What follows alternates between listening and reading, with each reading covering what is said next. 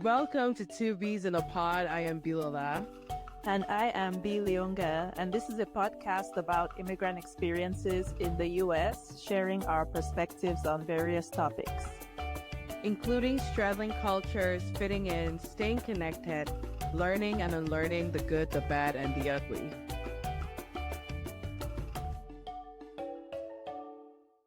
Welcome to another episode of Two Bees in a Pod. This week we actually have a replay for you guys, and we are replaying an episode from season 1, which was titled Diaspora Wars, Stereotypes and Fallacies Between Communities. And this originally aired on November 13th, 2023. So that was before we upped our game and started having video. So after this intro, the rest of it won't have video, but we would really love for you to re-listen to this episode if you've heard it already. And if you haven't, then perfect.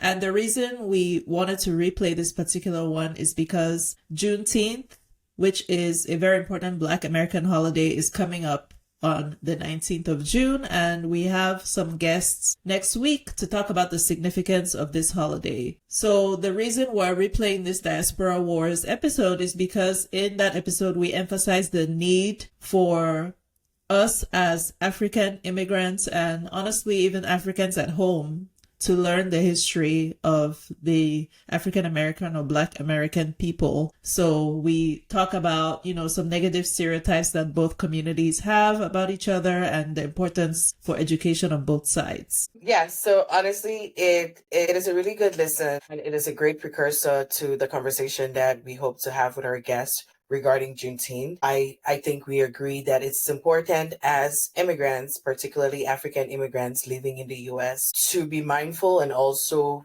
take the time to unlearn the stereotypes we've learned from our elders, from popular culture, and take time to get to know our neighbors, get to know the people who look like us, but who have been here way longer, learn their history, and not just be culture vultures appropriating the culture when it's cool and fun, but also being able to learn so we stand up for the things that matter to all of us, because whether we like it or not, race, racial politics, racial dynamics are at the heart of America's DNA, and they impact us both as immigrants and Black Americans who have been here for centuries. They impact us across the board, whether we like it or not, in big ways and little ways. And so it's important that we learn, we address these stereotypes, have open dialogue and conversations, and just always be willing to learn. If you know even just the basics about African history and Black American history, you would realize how stupid a statement that is to make. At home, you have parents telling you, oh, you want to be like those American children. You want to be like those American children. And then you go to school, the American children are called you African booty scratcher. Should we gatekeep Afrobeats? It's too late, right? Why do you say it's too late?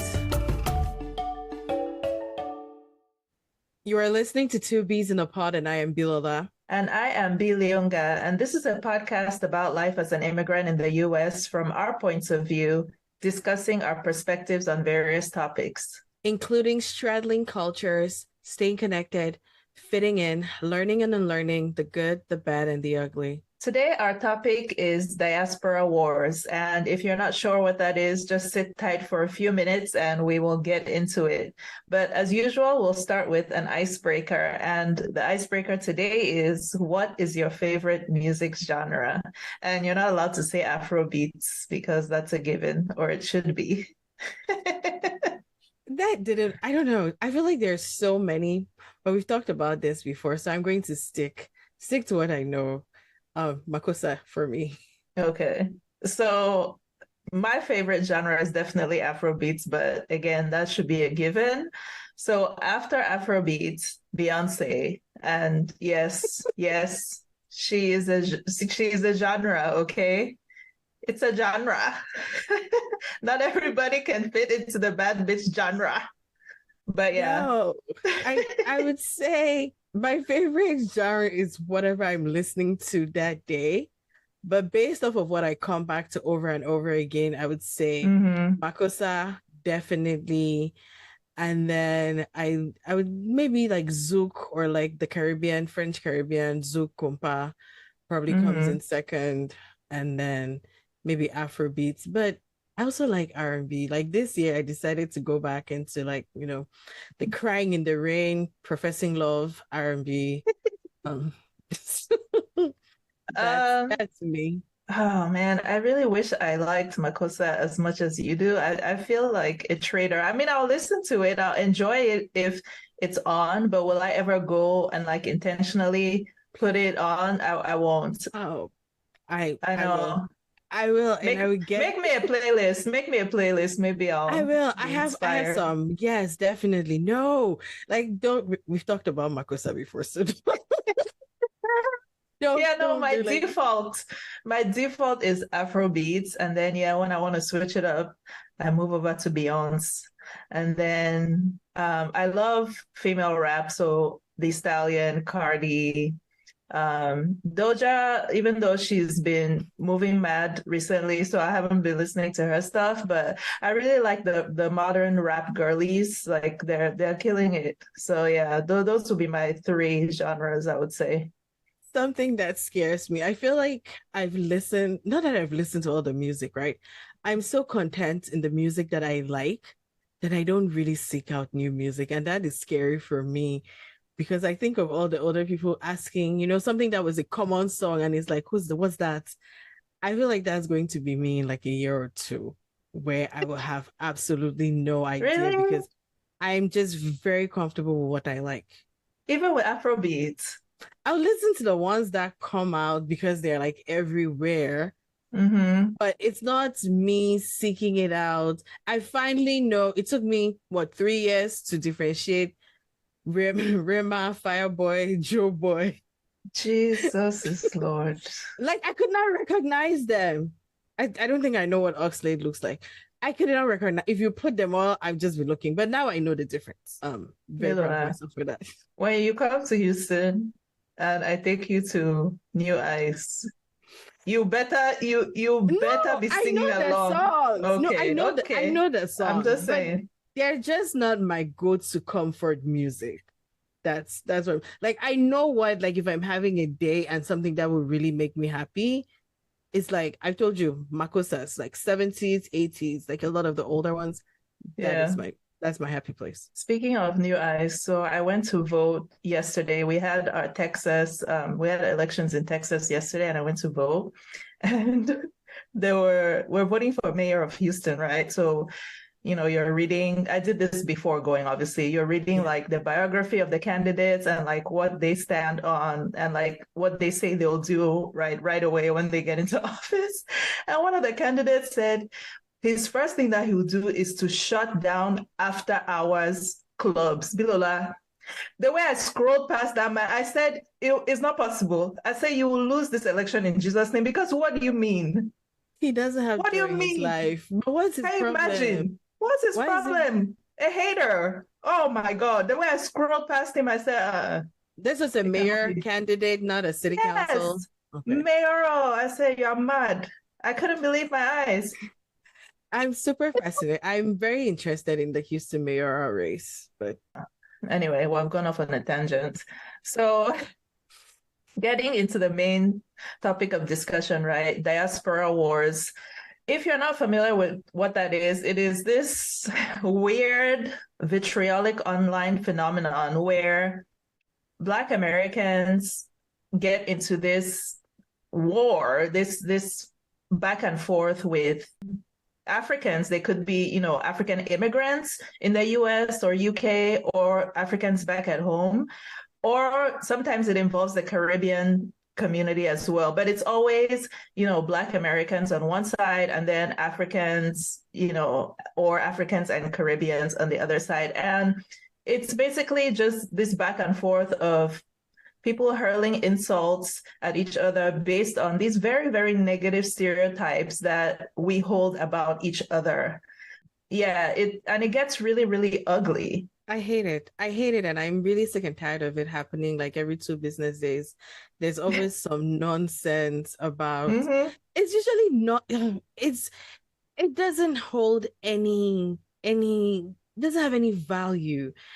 And it's even worse now since Apartheid Charlie bought that app and is paying people for engagement. I feel like it's gotten worse because everybody wants to get paid. So people are looking for the tweet that is going to go viral and have a lot of engagement. And so I feel like it comes up a lot more these days, although I've been avoiding the app. But yeah, it's dumb. Yeah, and when you see the tweets or the videos, it's usually started by something very stupid. Like one example last year was this British guy, a Black British guy, obviously of African descent. And he was saying, oh, how can I ask a Black American where you're from? And you're telling me the name of a state. So he is saying, how do you not know your country of origin? Which, if you know anything, if you know even just the basics about African history and Black American history, you would realize how stupid a statement that is to make. But yeah, that's one example, right? That sparked this whole back and forth. But yeah, just silly things like that. And then you hear people again insulting each other using very negative stereotypes, which we'll get into. But when we speak of the Black diaspora, what are we talking about, right? We're talking about the descendants of enslaved Africans that are in other parts of the world, like the US, the Caribbean, Canada, which, from what I know, that the Black people who are in Canada are descendants of former enslaved people who escaped, from the United States. And then obviously they have people who have immigrated more recently, like from the Caribbean.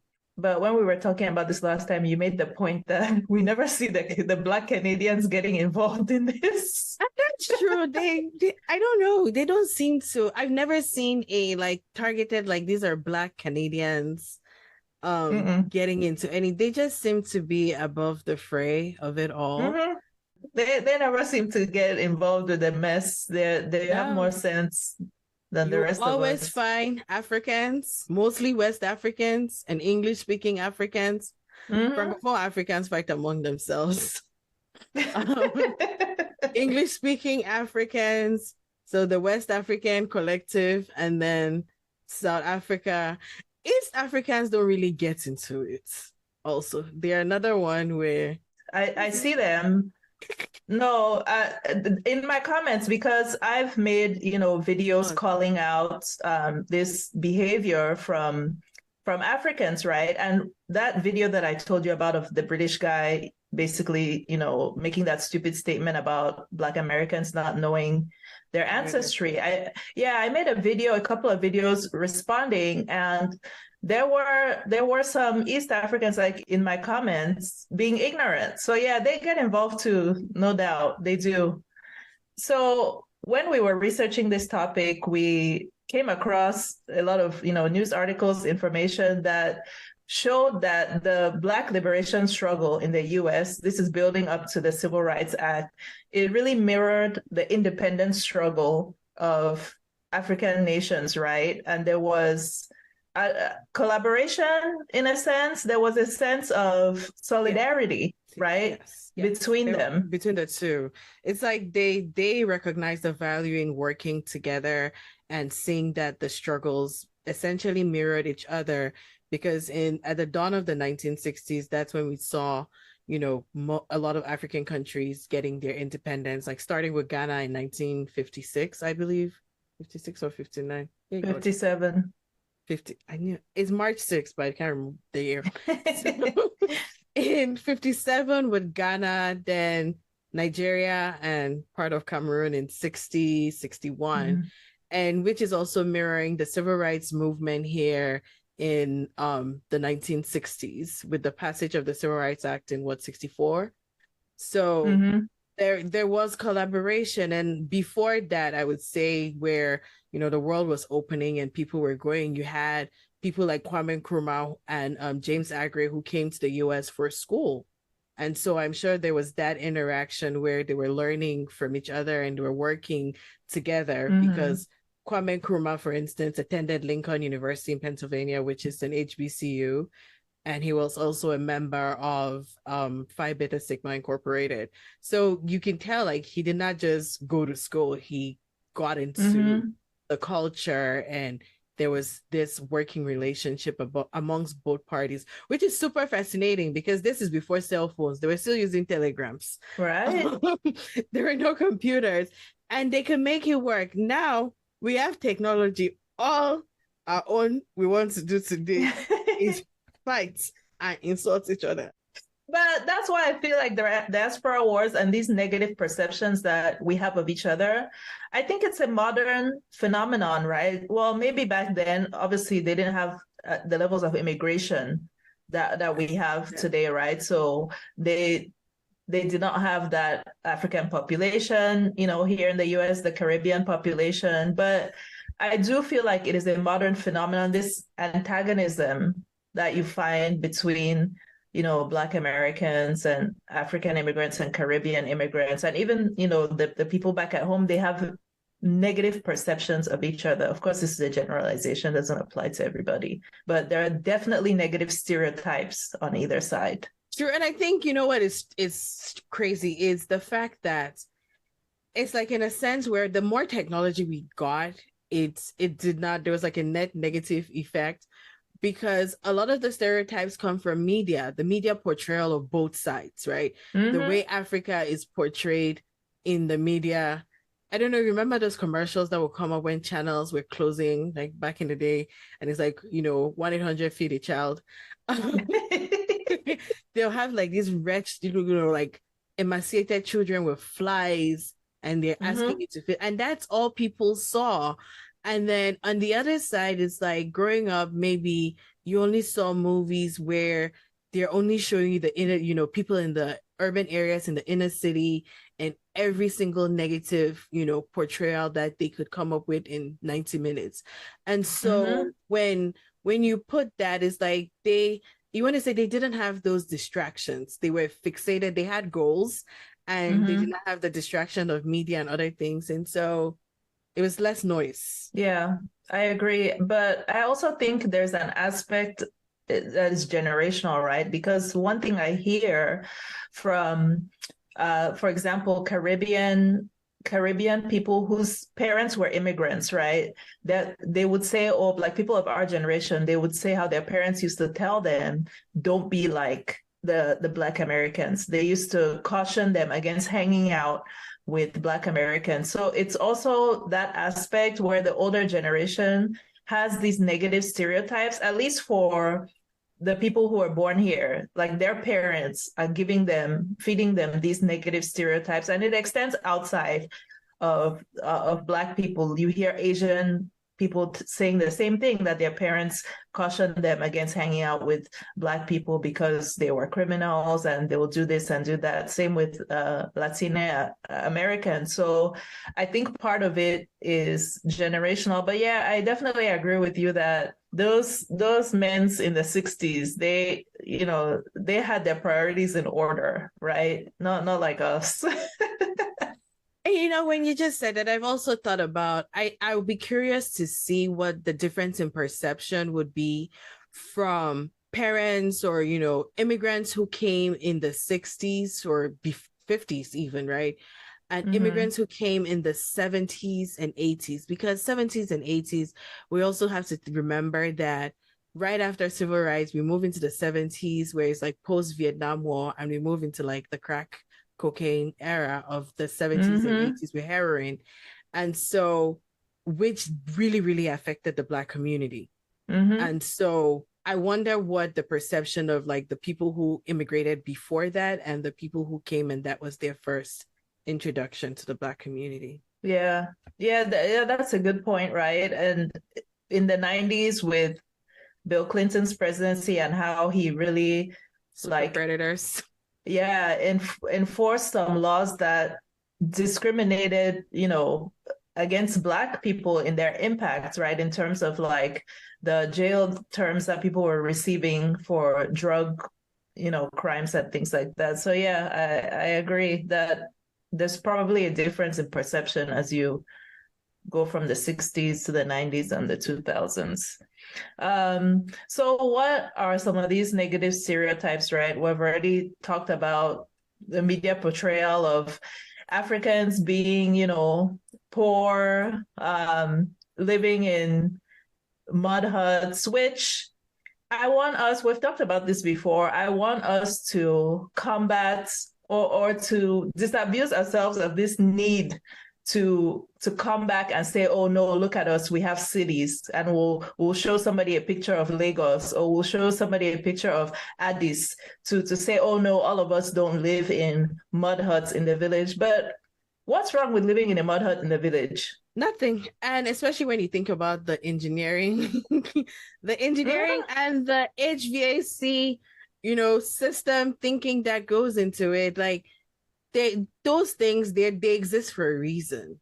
They were not just there also because it's like we come up and we move into what is modernization and we get things, but not everything was built for every situation.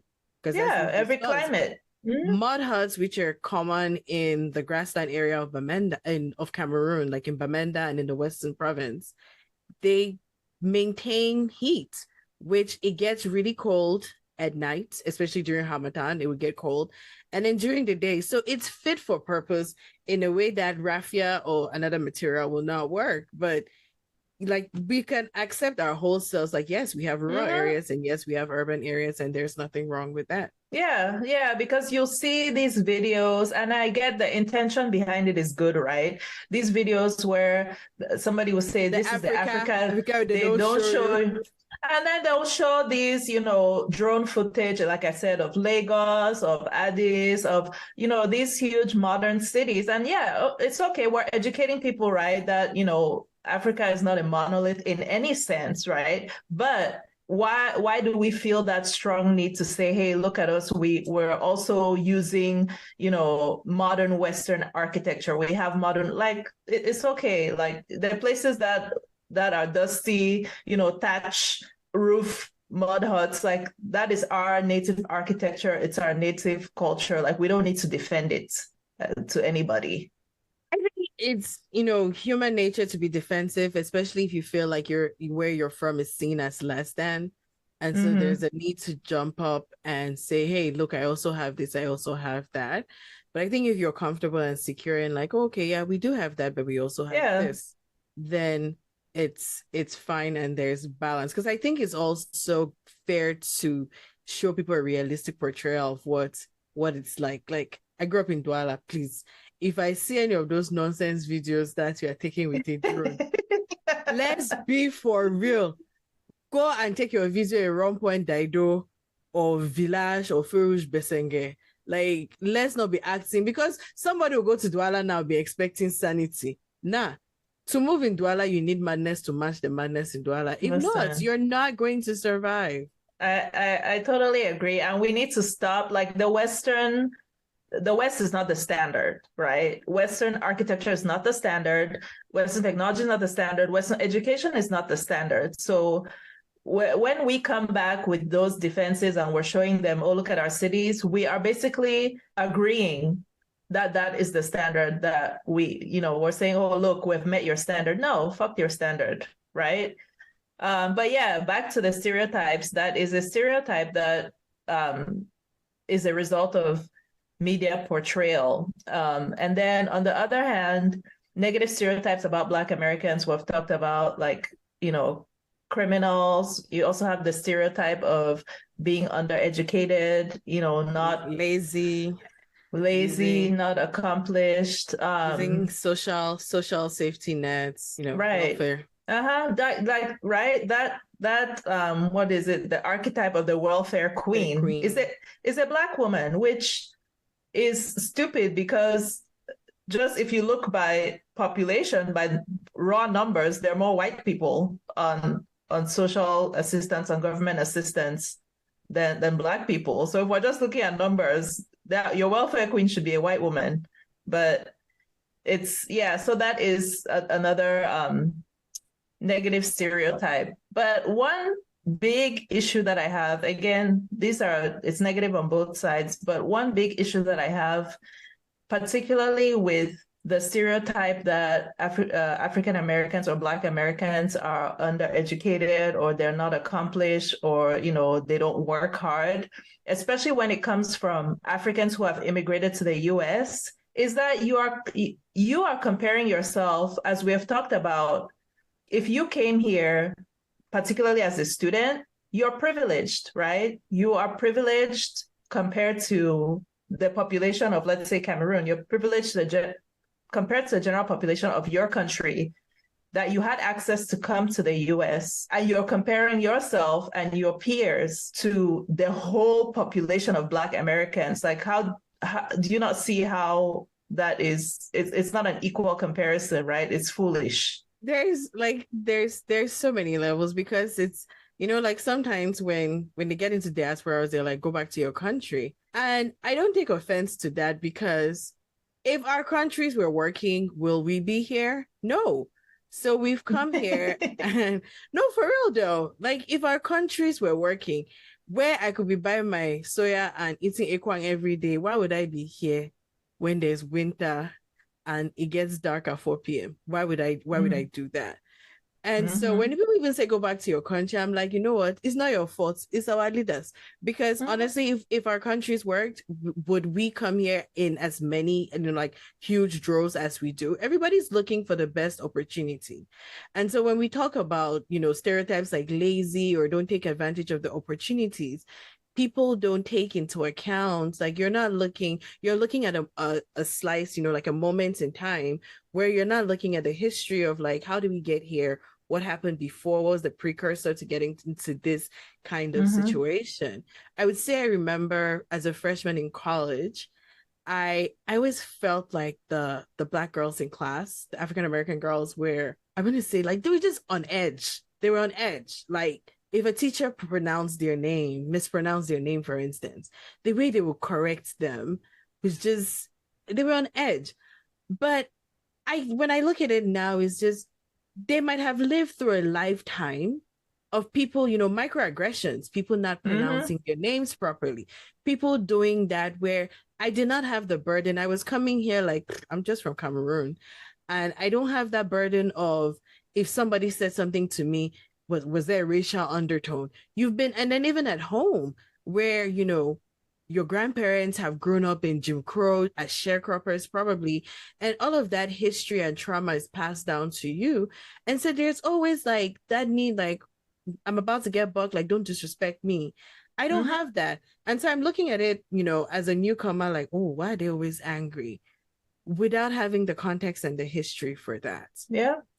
I literally was just having a conversation with somebody this past weekend about that very thing, right? And he was saying that if a white person or a person, non-Black person, it does something offensive to him, he takes it just personally to him, right? He does not associate it with his race, right? He says he never, reads racism into anything. He's just like, oh, they're just doing it to me personally. But he is a Cameroonian who immigrated here as an adult. Like you were saying, we don't have the same history. We don't have the same lived experience. We don't have the same context. In a way, a lot of us are just here like, hey, shit, this is not even my country, right? So who am I to say something if somebody is racist to me? We kind of have that thinking like, well, I'm just happy to be here. Whereas, and in a way, we're lacking that context, and we're also naive. We're naive. Let's keep it 100, because we grew up in a completely different environment, where in Cameroon, if somebody does something offensive to you, if they make a certain remark, it's not because of the color of your skin. It could be based on like a tribal stereotype, gender, but it will never be about race. Color. Yeah.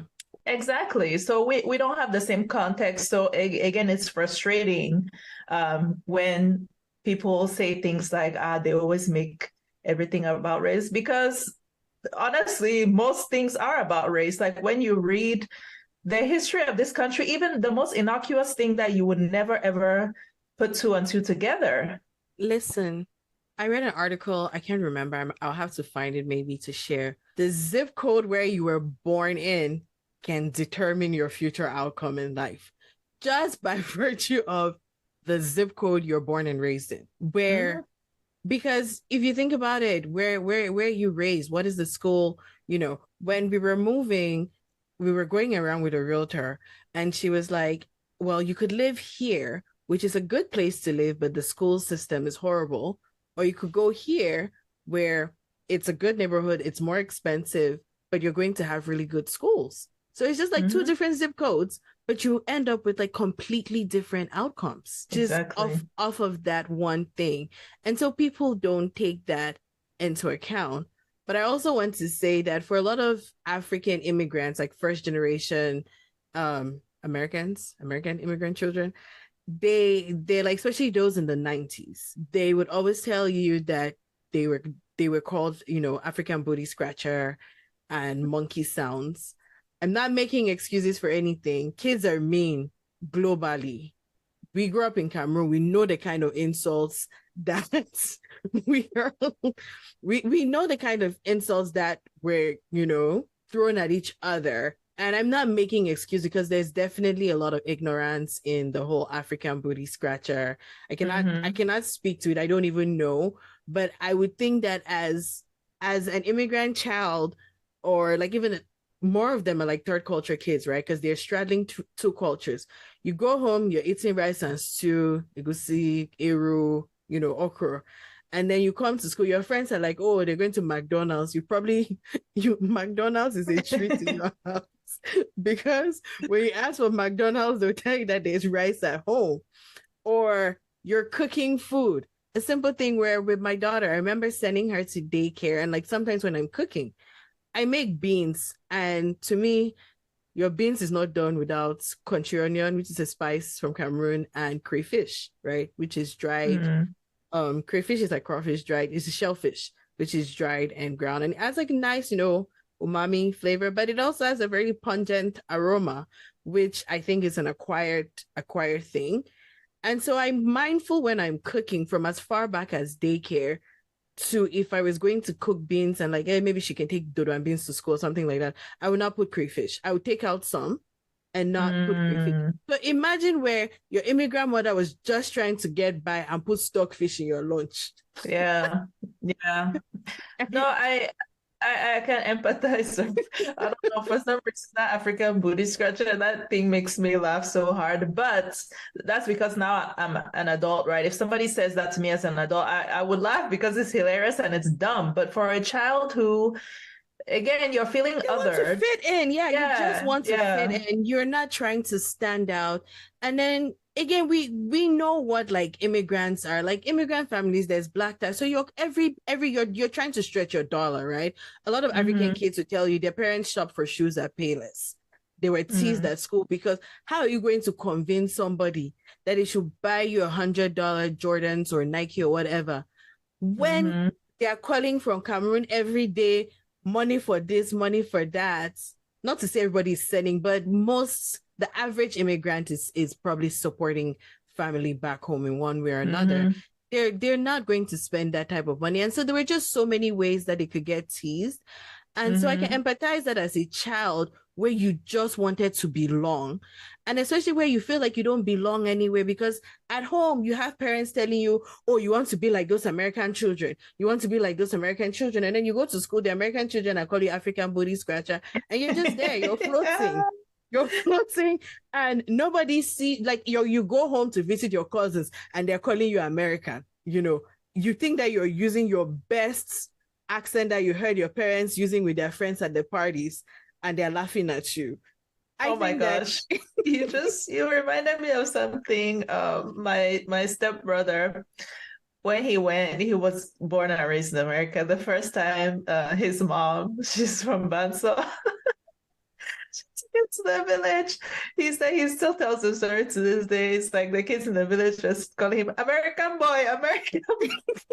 I mean, he said he had a great time, but when you said that, it reminds me of that, right? Like, in a sense, you don't really fit in anywhere. Yes. Yeah. And so like funny. Some of them are 40 today, but they're not letting it go because that was a trying time in their life.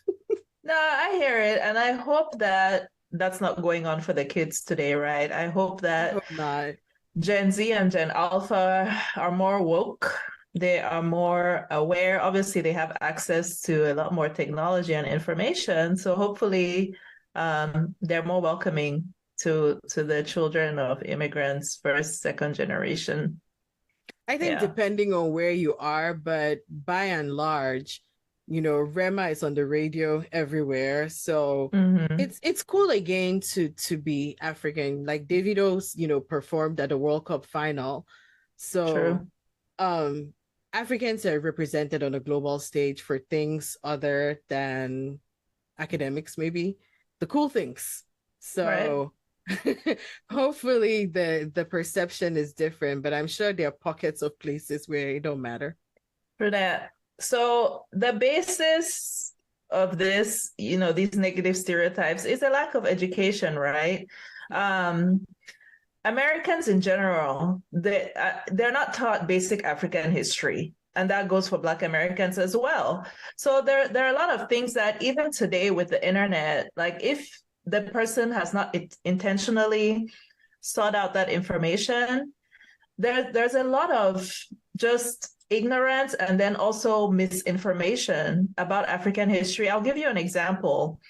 I made a TikTok video responding to somebody, she was basically putting forth a hypothetical scenario, right? Saying, oh, what if African countries paid reparations to Black Americans and they all moved back to the continent? She knew that this was a very hypothetical scenario. Like she was just kind of, just talking.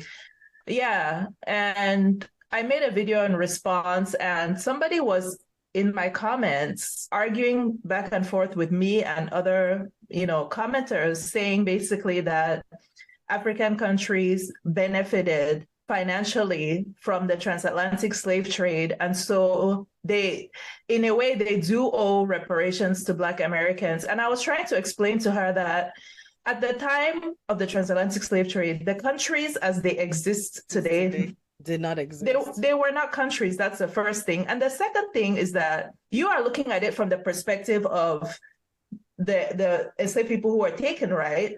Those people had families who were left behind.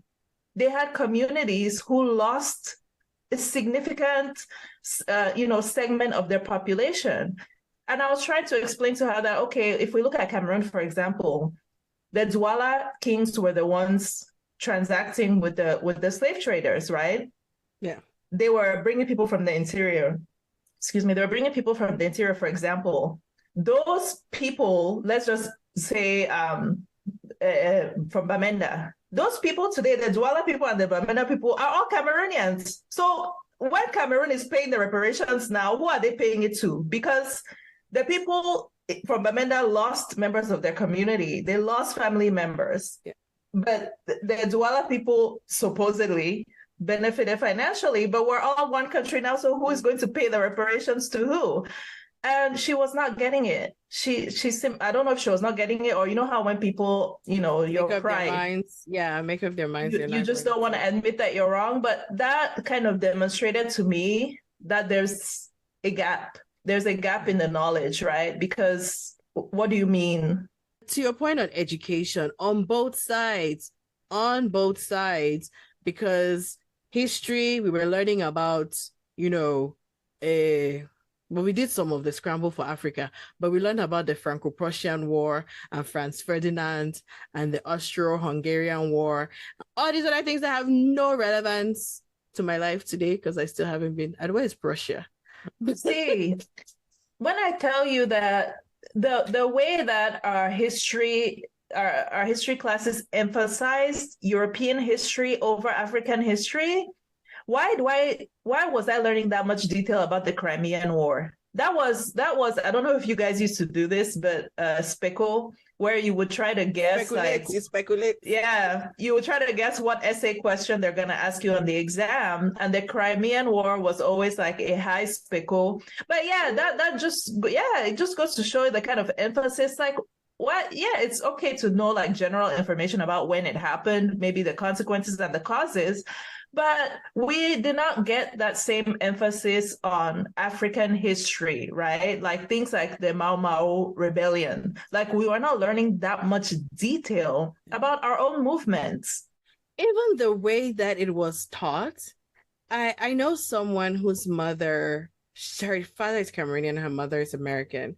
Her mother opened a school, and the reason her mother opened a school, she said, was because she came back from school one day in primary school, and she said they taught the benefits of the slave trade to Africa. And her mother said, yeah, that's it. It's a wrap.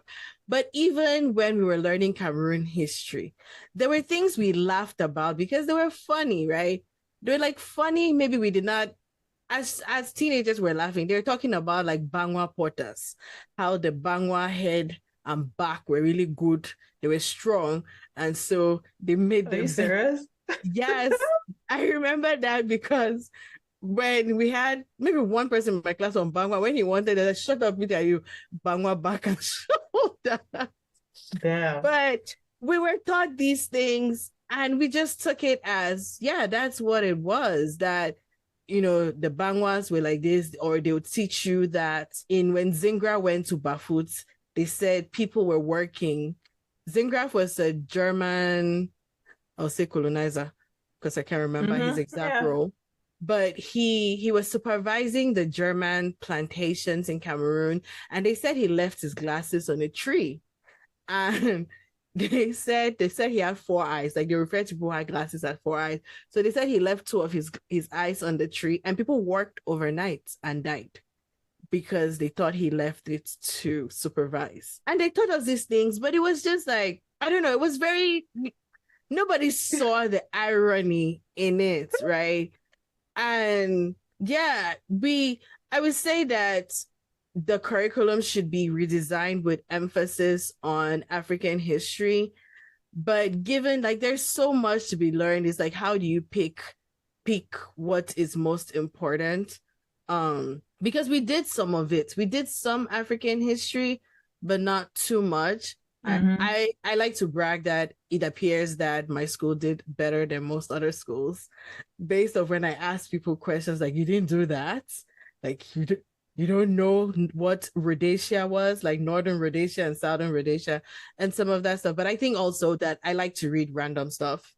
And I really like history, so I would read a lot of things. But the average person did not know that because it was not taught. Yeah, agreed. And even our education back at home, right? I feel like it's still being taught from a white supremacist lens, right? And I just want to say that I really hope that story about Zingraf's glasses, I hope that's an exaggeration. That people worked until they died. They said it happened in Bafut, that they worked overnight. Because they thought that his glasses were like his eyes and he was watching them? Nah. No, that's a fable, please. It's an exaggeration. Why do you think it's an exaggeration? Anyway, I'm Bakari. We don't have any such stories about us, but I don't think it's true. Why not? Anyway. But I just want to say that, yes, Black Americans and Americans in general were not taught basic African history, but maybe that's a good thing, because seeing how they teach history in this country, I don't know that they would have got a good representation. I've said this thing on TikTok that when I came to the US and I took an introductory like American history class, the way that the teacher taught that class, I was so confused because I was like, why are y'all talking about these founding fathers like they were these awesome, amazing men? These people who wrote the Declaration of Independence literally while owning slaves, make that shit make sense. So if this is how you people are teaching history, then maybe just leave our history alone and let people learn it like on their own.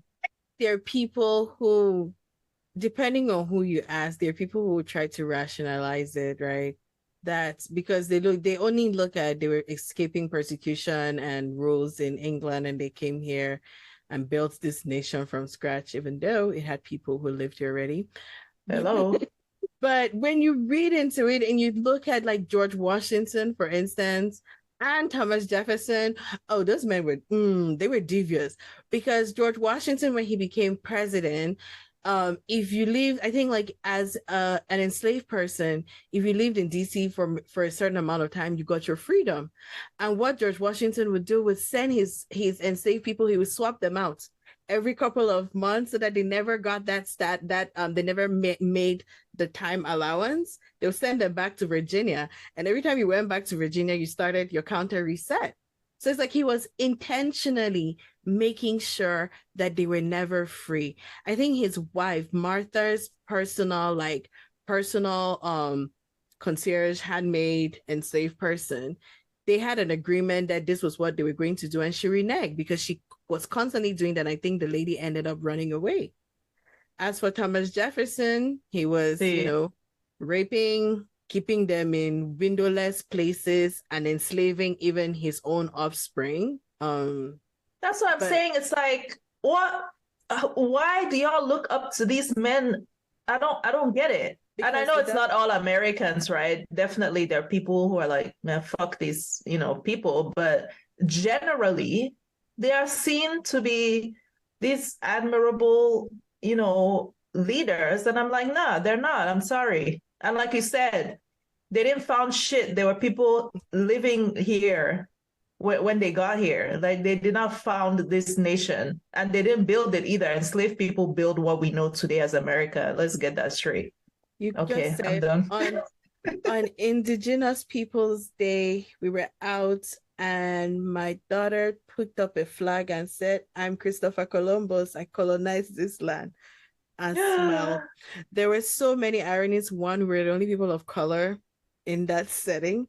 It was the holiday formerly known as Columbus Day, now Indigenous Peoples Day. And the way she smiled, even I was uncomfortable. I don't know what her intent, because obviously she was making mockery of the situation. But it was just like, wow, this is where we're doing this, and on this today of all days. Yeah, like, Columbus, the place, there were people there, but founding fathers.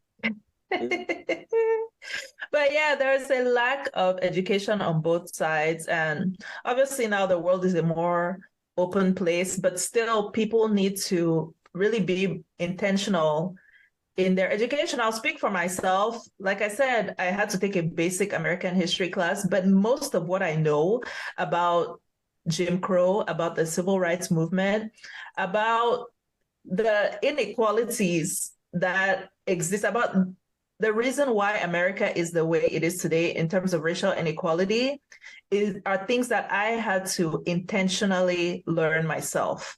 Right. And I think I said this in the other episode, as African immigrants, we have a responsibility to learn Black American history. We cannot just come here and listen, I hate to say it, but a lot of us come here and start tappity tap dancing.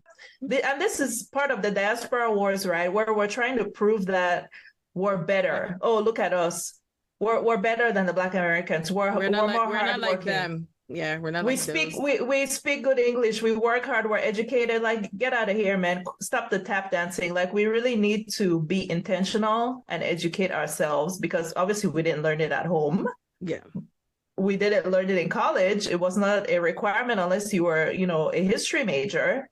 So we need to really go out of our way and seek out that information. And I think that is the process of. I'll speak for myself. That was the process of unlearning the negative stereotypes that honestly I came to America already with. I came with those stereotypes about Black Americans, and I had to unlearn them.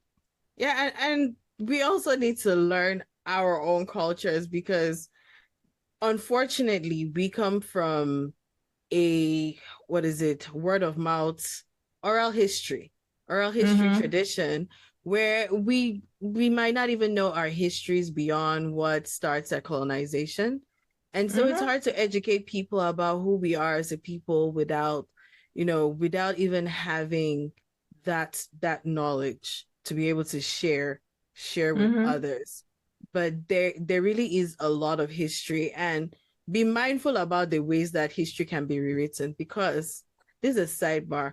As a Cameroonian, it hurts my heart when on 11th of February people go Happy Youth Day. It really hurts my heart how I feel like we are losing a lot of people. We've lost the history and the significance behind that date. And like the propaganda of just like, rewriting our country's history is solid. I really I don't do the Happy Youth Day when people are always it gets under my skin. And then there are other dates that we've just decided to ignore and just move on because, it doesn't suit the agenda. And so it's things like that that we have to check, because what's to say 1-2 generations, are they going to know what really happened on the 11th of February 1963? 3? What was the film? It's 3. Plebiscite Day was 3. Is it 3? But let me put a shameless plug. On my TikTok, which my handle is at Nangees, Nangees, I have a playlist of Cameroon history, and one of the videos is about the 11th of February, what happened on that day, the consequences for, Anglophone and Francophone Cameroon. But yeah, go and check it out. So there's one more thing that I want to say about culture, right? And it's a negative stereotype that Africans will bring up in this stupid diaspora wars discourse. They'll say Black Americans don't have culture. And that shit gets under my skin for the reason that a lot of modern African culture, and not just African culture, worldwide, globally is based on Black American culture.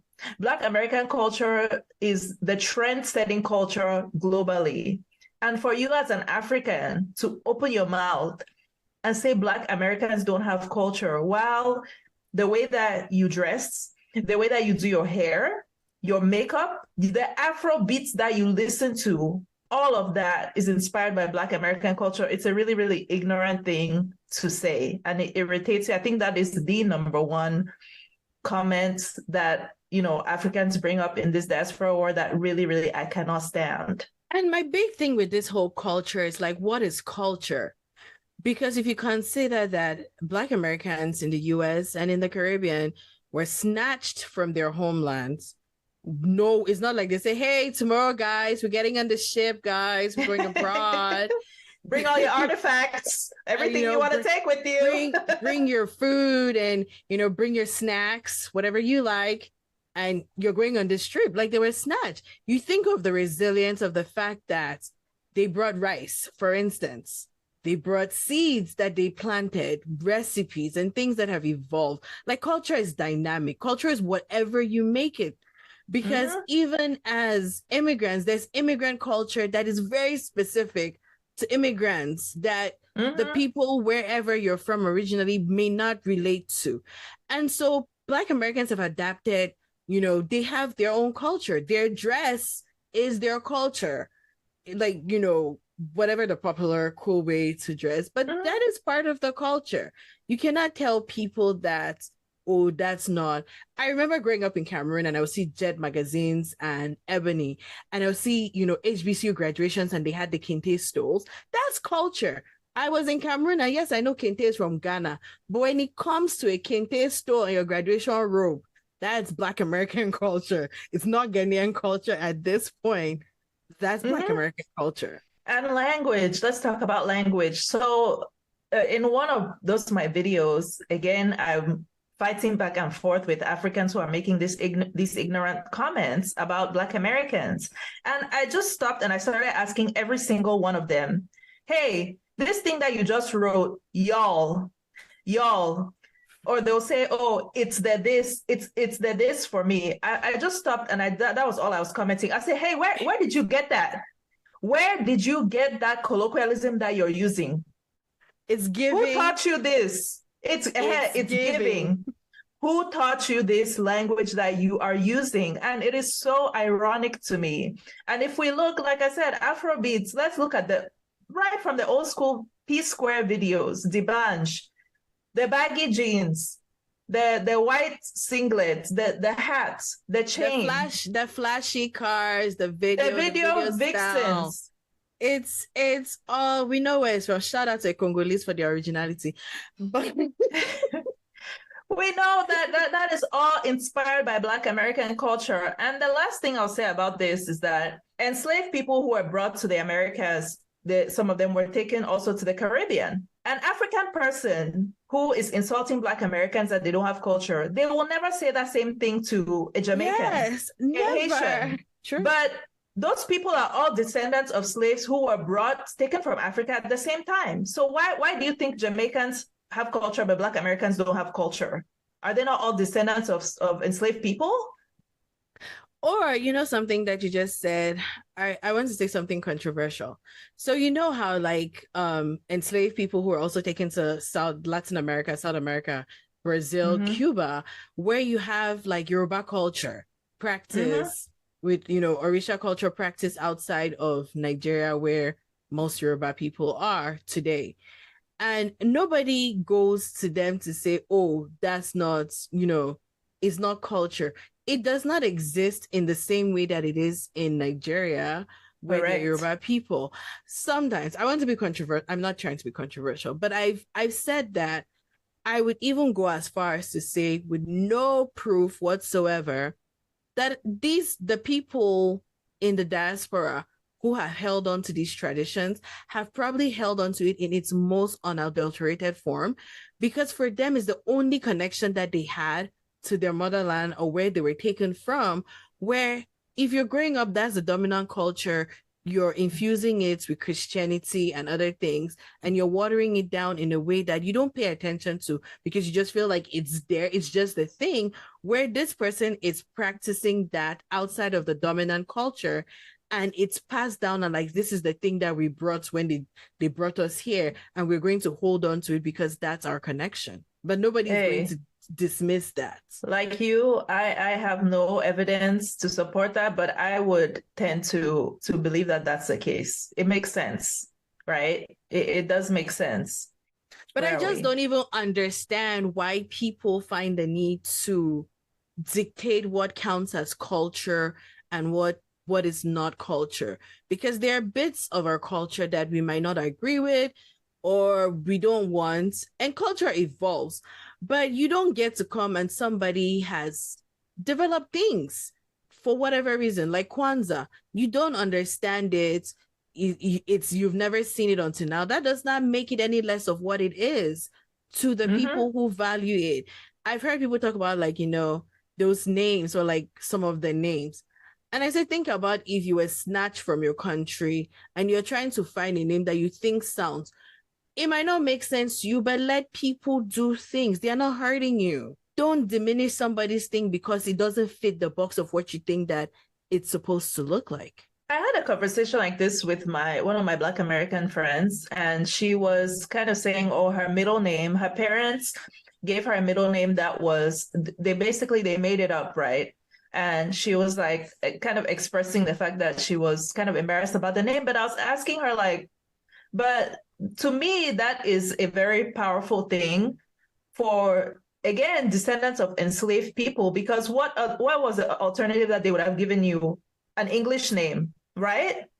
Where is that coming from? Isn't it more empowering to say, what we are going to create the name that we give you versus giving you a name that is from historically our masters, the slave masters. And this is not to say anything negative about anybody who, has a standard English name, but I was trying to tell her like, that is something empowering to be able to come up with a name and say, this is the name that we're going to give you. Right. So yeah, that's another thing that people, will make fun of, and not just Africans do it. Everybody does it. Other cultures do it. Like they make fun of stereotypical Black American names. And there's documented evidence that people discriminate. For example, when you receive a resume, if the name is indicative of a Black American, they either don't even consider the person, or there's already a bias before they even get to interview that person. So, and people talk about it, like Black Americans will talk about it, like how maybe if their middle name is more standard English sounding, they'll put that name and just use their first initial, so there are layers to it. But it comes down to us, if you're one of those Africans who has that mentality, it's about educating yourself, right? And unlearning. And there's also unlearning on the other side, on the Black American side, unlearning the negative stereotypes about Africans, misconceptions, and learning our history. They need to bring back block parties and family reunions. Why Because would you if you be think of, because no, if you think of like with the global world we live in and people like intermarrying, it's a good time to have parties and get to know each other. Potluck. I bring something from my side. We'll find out that we're eating, you know, when we look at jollof rice, red beans and rice and all the different jambalaya, all the rices across the diaspora, you know, Jamaican rice and peas. There's a lot more that we have in common. That's the spices, the way that we cook. What's that Netflix documentary, High on the Hog? I really, really enjoyed it, where it showed like the history and the connection in the diasporan cuisine. Yeah, I haven't seen that. I know it's been like what, at least 2 years since it came out, right? I don't know why I haven't seen it, but yeah, it's on my list. So I wanted to go on a little sidebar about Afrobeats, a conversation that has been happening online, and it's funny because I saw a video yesterday talking about this. Should we gatekeep Afrobeats? It's too late, right? It's too late. But should we have gatekept? Why do you say it's too late? It's too late because we already have the Selena Gomez's Calm Down. We already have the Ed Sheerans. We already have people like Burna Boy who now are trying to, and I'm gonna say this, Burna Boy, he's giving sellouts, and I'll tell you why. Did you see that video where he's basically disparaging other Afrobeats, you know, saying, oh, yeah, Afrobeats that it doesn't have any meaning, and that's why he created his own sound called Afrofusion. Whatever he wants to call it. But for me, that is a huge indicator that we are past that argument of saying, should we gatekeep Afrobeats, to the point where this man is now pandering to everybody except the people that made him who he is. He's for himself and himself only, and that's why I will stand 10 toes down with David when David called him a new cat, because he's definitely giving I'm new here. However, I think that the world, like, we live in a society that just moves very, very fast, and people don't really have a long attention span. So I don't mind the collaborations. I get money. Everybody secure the bag. But I think that it's not too late to gatekeep. Like, there needs to be a way that if Drake comes now to release an Afrobeats album, nobody should buy it.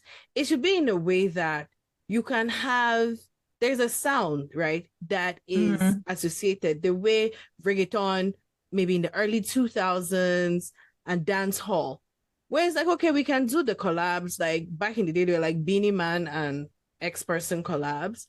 But at the end of the day, this is like dancehall is Jamaican, and anything that is. But in terms of the artists and who they are now targeting, right? Obviously, globally, like there are other markets that they make more money from. Whiskey, you know, the money that he gets from selling out the O2, like he will never ever make that, you know, in Dirty December, whether he is putting on a show from the 1st to the 31st, right? He's not going to make that on the continent. So in terms of the population that they're targeting with their music, that is changing. When you talk about dancehall, I still feel like dancehall is very much, it is still an island thing. It's still a Caribbean thing.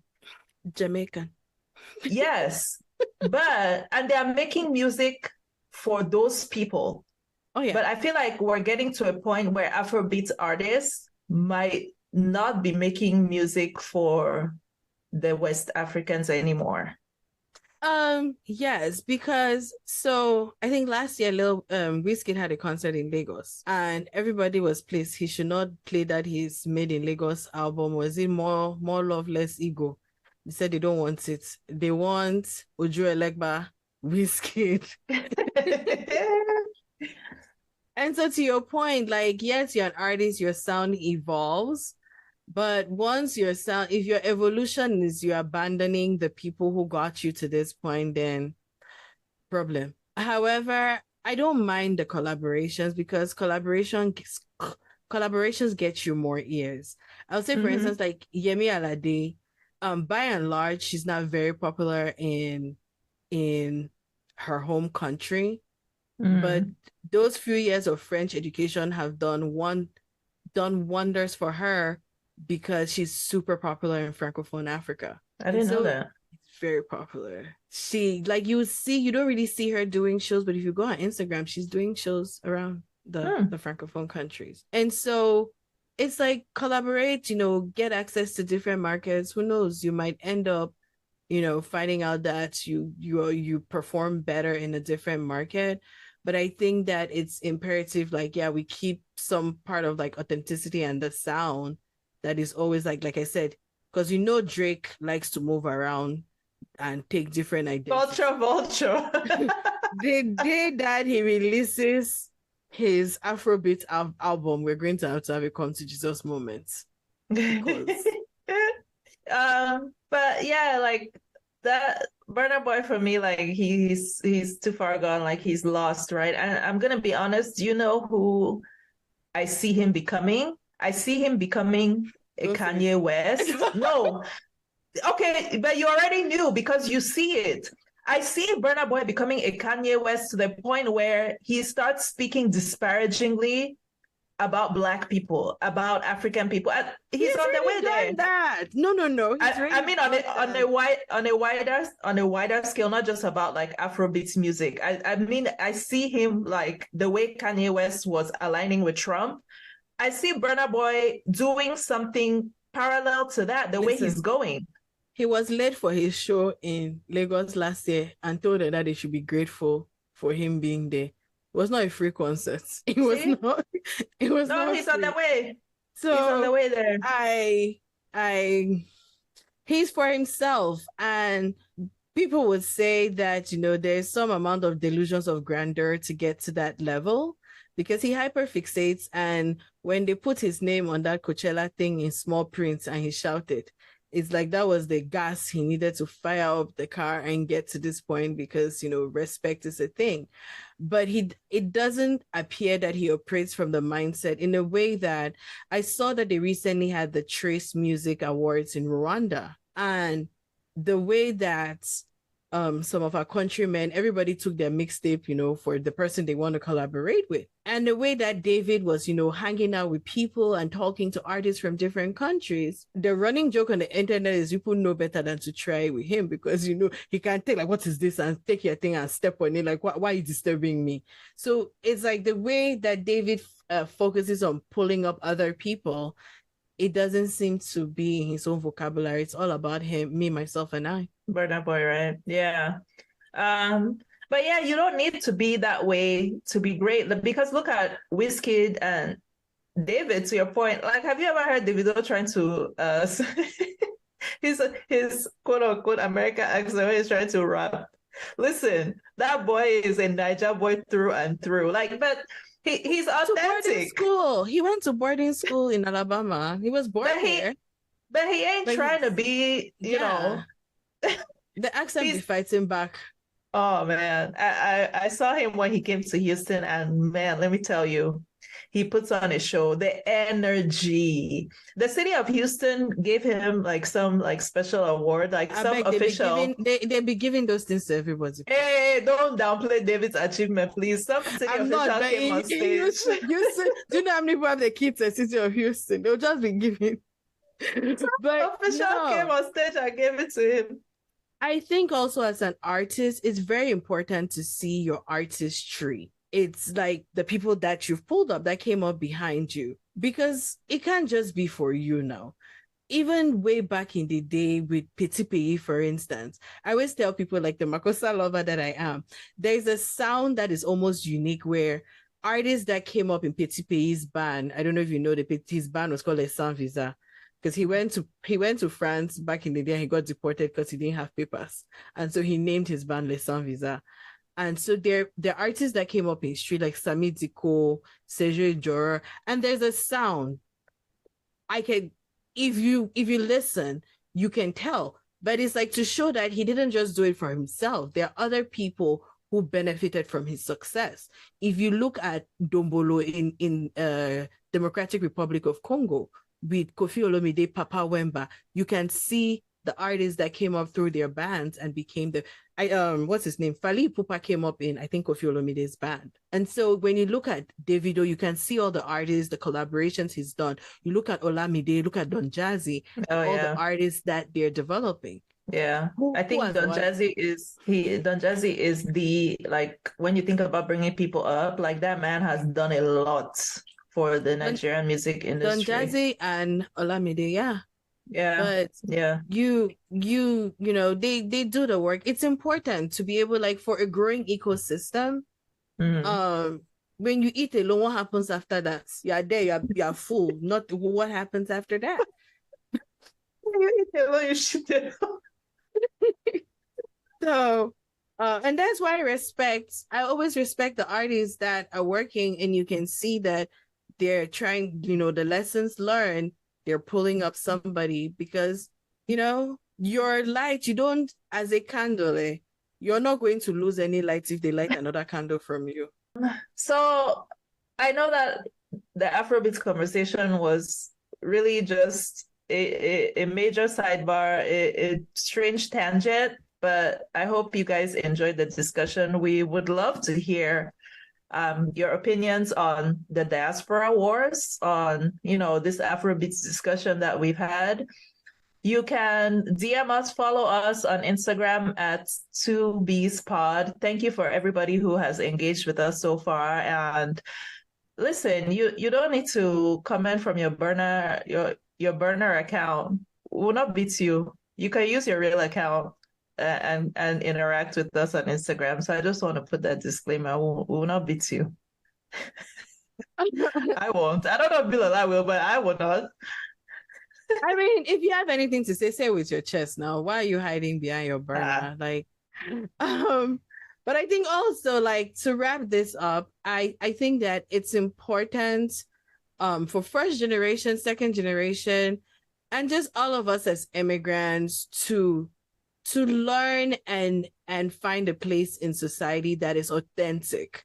And when I say authentic, it's during celebrations like Juneteenth or Black History Month, when they're looking for somebody to talk, please, nobody is listening to Paul Biya. So if you have the opportunity, either educate and present things that are relevant to the society, your host society, or give room to people whose lived experiences really are governed and dictated by the society that we are all living in, to be able to share and talk about the things that affect them. And just learn. I'm not saying that throw your own culture away or that everything you hold to be true is wrong, but I think that it's really, really important for us to step outside of our own communities and talk to our neighbors and just learn from their experiences. There's so much to be learned in just having simple dialogue. We will not be having this fight every other day if we just talked. Yes, some of it we can't really fight, because what really grates my nerves is the people who have not even gone to the airport to say bye to their family member, who are deep inside this diaspora wars, because all you've learned about American culture was on TikTok, Facebook, movies. And now you think that you can speak, you have a voice and something to say for something that you have never experienced, and you want to discredit people's generational lived experiences. You need to stop it. It's not okay. It really isn't. I agree. And for those of us African immigrants who are in the US, we really have to acknowledge that the opportunities that we have today is because Black Americans fought for those opportunities. We are benefiting of the liberation struggles of Black Americans, like we're talking about in the 60s, right? The fact that we come here and we have these education opportunities, these employment opportunities, even things in our corporate America episode, we're talking about DE&I. these outreach efforts that companies make to recruit more diverse employees, we are benefiting off of the backs of Black Americans, right? Because we are being included in that group with them, right? So we benefit not just from historical struggles, not just from historical achievements, inequality that they made, but we are benefiting today, because of movements that they are making. So we need to acknowledge that. Like I said earlier, we need to be intentional about learning Black American history. We were not taught that in school. Like I said, it's not our fault, but we need to make the effort to learn so that we can unlearn these negative stereotypes that we hold. And then on the other side, Black Americans also need to make that effort to learn about African history, to learn about what was happening, on the continent, what was the impact of slavery on the continent? What was the impact of colonization? How is that still impacting us today? So there needs to be effort, to educate ourselves on both sides. And for those raising kids in America, please, you have to do better. You have to make efforts to get to know people, learn the history so that you don't pass on your stereotypes to the next generation. We have to be the change we want to see. If we're looking to see changes and impact our societies, it has to start with us. And if you're not raising children, but you want to impact a child's life, please, your local boys and girls club, big brother, big sister is always looking for mentors where you could be the change. You could be the one person that changes the outcome of a child's life by being their mentor. So please get involved in your communities. I love that. I'm guilty. I've been thinking about that for a while. I really need to do it though. Anyway, like we said, please, share your thoughts. If you're enjoying this podcast, please give us a 5-star rating on Spotify, on Apple Podcasts, on Amazon, wherever you're listening. Follow us on Instagram at 2BsPod. And until next time. Any arata na king for you. Literal translation. Every rat is the king in his hole, meaning everyone has a sphere of influence in which you are most important. And so, yes, as immigrants, we can feel like we have made it in our little immigrant communities, but there's still so much more world and so much more America that exists outside the confines of our immigrant communities, our jobs, and our churches. And so don't be the king of your castle, merge your kingdoms, form alliances. Well said.